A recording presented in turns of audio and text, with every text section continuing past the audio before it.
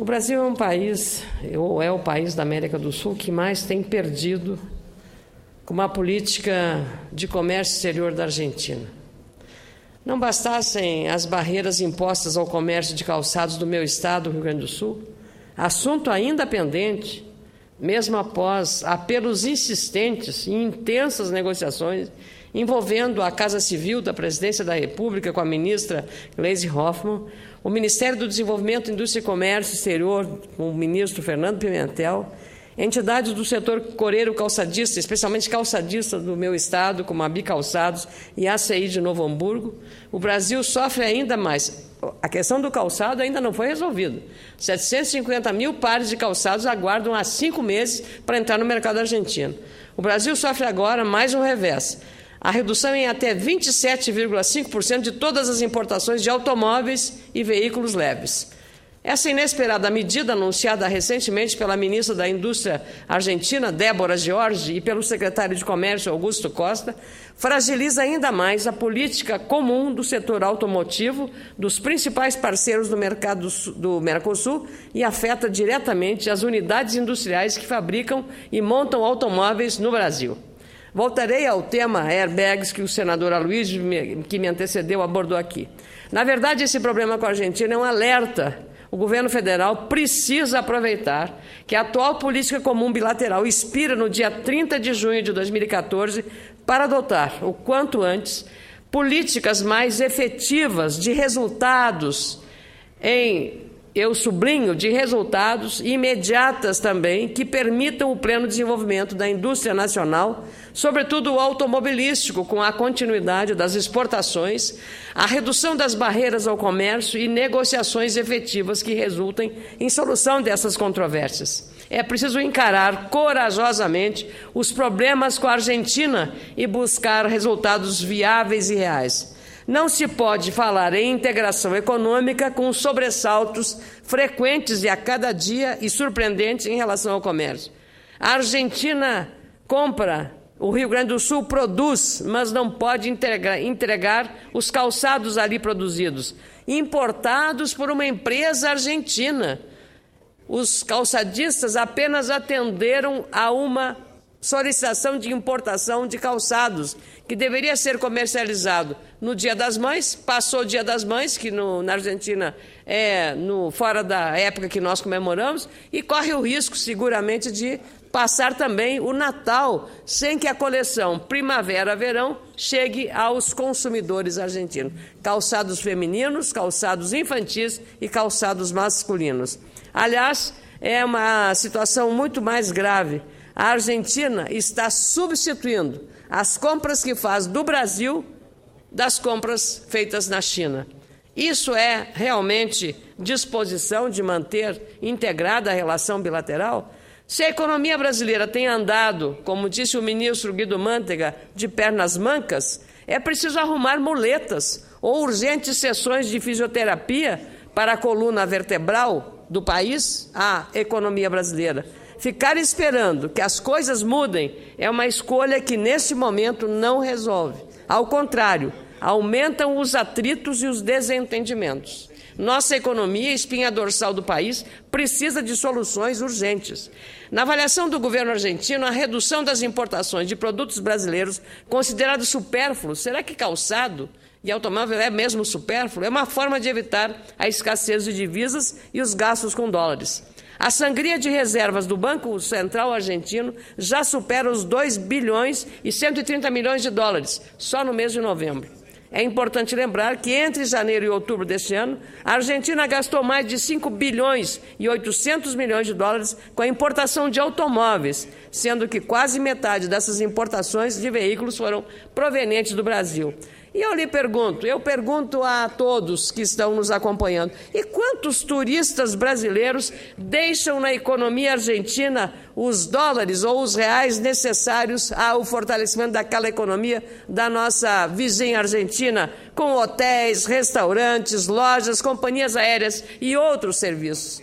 Isso não conta na contabilidade do governo da senhora Cristina Kirchner, são milhares e milhares de brasileiros. Há um voo direto daqui de Brasília para Buenos Aires pela Aerolíneas Argentinas. Então, de que forma é essa integração? Brasileiros de tudo que é lugar vão para a Argentina. O valor é superior aos 4 bilhões e 400 milhões de dólares importados no mesmo período de 2012, isso em relação aos automóveis. Com mais essa medida restritiva, o déficit do setor industrial brasileiro deve ficar em aproximadamente 8 bilhões de dólares neste exercício, incluindo automóveis e autopeças. É uma péssima notícia e uma evidente forma de controle das importações que causa irreparáveis danos econômicos às montadoras instaladas em nosso país. Não tenho dúvida de que o Brasil, principal exportador de carros e peças para o mercado vizinho, é atualmente o país que mais perde com essa decisão do governo argentino.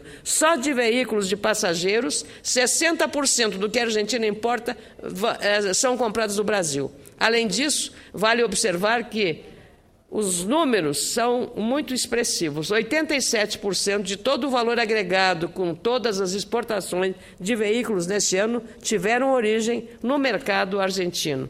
Cito outros dados publicados neste fim de semana pelo jornal Folha de São Paulo para mostrar que o governo brasileiro precisa, mais do que nunca, tomar atitudes mais enérgicas em relação às restrições e às barreiras impostas pela Argentina. As vendas para o exterior do setor automotivo brasileiro cresceram 29% de janeiro a novembro deste ano em relação ao mesmo período no ano passado. Isso explica por que a produção de automóveis em nosso país subiu 12%. Para o setor de autopeças, outro fortemente atingido pela política argentina, o problema persiste. Das partes e peças para automóveis e tratores importadas pela Argentina, 47% saíram do Brasil. A versão argentina sobre o mercado automotivo é de que 57% desses itens vendidos pelo Brasil foram para o país vizinho. Essas informações mostram que o setor automotivo e de autopeças é, no momento, um claro alvo das restrições do governo da presidente Cristina Kirchner. A Argentina continua com superávit, saldo positivo no comércio exterior, mesmo que essa vantagem tenha caído 27% na comparação com o ano passado. Portanto, a crise no país vizinho, um dos poucos mercados em que o setor automotivo brasileiro ainda tem força, não pode afetar o comércio exterior ao ponto de comprometer os empregos da nossa indústria. Preciso, como senadora do Rio Grande do Sul, lembrar que, enquanto a economia brasileira tem superávit na balança comercial com a Argentina, o meu estado, o Rio Grande do Sul, que está tão próximo, tem déficit com a Argentina na exportação de móveis, de máquinas agrícolas, de autopeças, de calçados e de produtos alimentícios. Isso é também um grave entrave para a balança comercial brasileira. Vale lembrar ainda que nossa balança está deficitária com a Argentina. Importamos mais que exportamos para o nosso país, falando do Rio Grande do Sul. Com exceção dos automóveis e autopeças, conseguimos, apesar de todas as pressões contrárias, que as nossas exportações superassem as importações em 3 bilhões de dólares. Esse é o superávit. Ou seja, o setor industrial de veículos e autopeças vendeu 67% mais neste ano do que no ano passado. Enquanto isso, lidamos com outro problema importante, a indefinição do governo sobre a segurança dos nossos veículos, dos nossos automóveis. É um assunto que precisa de uma atenção muito especial e prioritária do governo, sobretudo com mais essa decisão da Argentina que afeta a indústria automobilística brasileira. Como eu citei na semana passada, e agora há pouco também foi reproduzido aqui pelo senador Aloysio Nunes Ferreira, os municípios e, principalmente, cada um de nós, consumidores, pagamos, neste momento, um preço muito alto pela demora do governo em colocar em prática importantes medidas de segurança em todos os veículos nacionais. Mesmo após reduzir a alíquota do IPI, Imposto sobre Produtos Industrializados, para estimular a venda de automóveis, com claros prejuízos aos repasses de recursos da União aos municípios, o governo não se decidiu ainda sobre se adia ou não para, depois de 2016, a instalação de airbags e freios ABS, importantes mecanismos e ferramentas de segurança para os usuários e consumidores dos veículos. A segurança e a vida dos motoristas obrigados a circularem pelas congestionadas, perigosas e inadequadas rodovias brasileiras também deve ser assunto prioritário. Não se deve aceitar, sem questionamentos, a justificativa do governo de que a instalação de airbags e freios ABS aumentariam a inflação em 2014 e elevariam em R$1.000, em média, os preços dos carros nacionais, abusivos se comparados aos dos importados. Vale lembrar que essa medida, essa portaria dos airbags e também dos freios ABS é de 2009. 2009. Será que a indústria não estava preparada para respeitar uma decisão de 2009? Nós estamos em 2003. Um tempo suficiente para um ajuste que nada tem a ver com aumento de preço. Isso já devia estar no planejamento das companhias, todas elas multinacionais. Nós precisamos ver sob esse aspecto, o da segurança do consumidor, num país em que os preços dos automóveis superem em qualquer comparativo que se faça com a Argentina, com o Chile, com o Uruguai, com a Colômbia, com o México, com os Estados Unidos e até com a Europa. E, no entanto, em matéria de segurança, nós perdemos feio para qualquer um desses mercados referidos agora. Vale lembrar que os acidentes de trânsito nas nossas estradas mataram 157 pessoas só no carnaval deste ano, mesmo com as novas regras da lei seca em vigor. Isso representa uma queda de 18%, o que é positivo em relação ao mesmo período do ano passado, quando ocorreram 192 mortes. Mas, ainda assim, foram registrados 3.149 colisões e mais de 1.793 feridos. A gente não examina, mas o impacto disso sobre a previdência social, sobre os custos da saúde, com internamentos, com tratamento, é muito elevado e nós precisamos ter em conta isso. Não sei se compensa adiar para a indústria, quando o custo social, senador Cacildo Maldaner, que o Estado brasileiro precisa pagar com as pessoas que sofreram um acidente, é muito maior a soma da questão da previdência e da questão de saúde, do atendimento. As principais UTIs do nosso país estão ocupadas por gente que sofreu um acidente de trânsito. Então, é preciso fazer essa conta entre a questão de exigir que a indústria cumpra aquilo que foi determinado em 2009, como me disse o ministro Aguinaldo Ribeiro, e não entrar uma preocupação com inflação, que uma ou duas empresas não queiram cumprir isso que já deveria ter sido adotado em nosso país. Então, o custo que se paga com a vítima do acidente, em matéria de previdência, em matéria de saúde, é muito maior do que, eventualmente, o impacto que vai ter em processo inflacionário.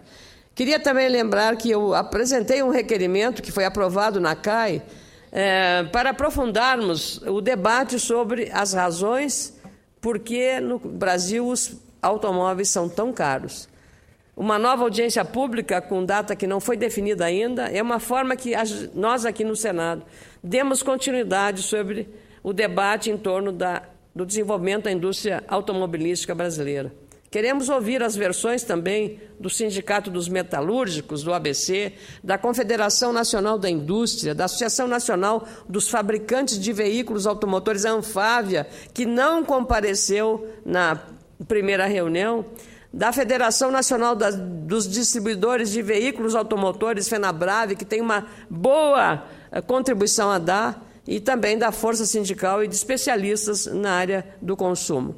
É importante relembrar que há um ano a Comissão de Assuntos Econômicos desta Casa, presidida pelo senador Lindbergh Farias, promoveu, a meu pedido, uma audiência que debateu o mercado automobilístico no nosso país. A necessidade de aumentar a segurança dos veículos aqui fabricados de modo adequado à realidade brasileira e políticas muito claras para o setor automotivo e de autopeças foram algumas das principais conclusões daquele debate, promovido com a participação de motoristas, governo federal, Ministério Público com representantes das montadoras e da indústria de autopeças. Naquela oportunidade, tivemos acesso a informações indicando, por exemplo, que o preço médio dos carros nacionais subiu 39% nos últimos 10 anos em relação ao resto do mundo, mesmo não cumprindo as novas necessidades de segurança e qualidade dos automóveis, ABS e airbags. Desde 2007, as montadoras passaram a importar autopeças no mercado asiático, com resultados muito danosos para a indústria nacional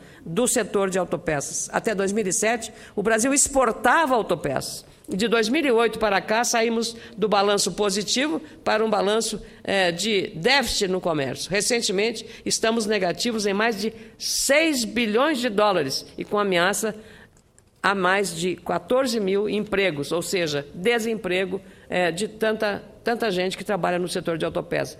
Falta, por isso, uma política eficiente de nacionalização de peças no âmbito do Inovar Auto, Programa de Incentivo ao Setor Automotivo para o período 2013-2017.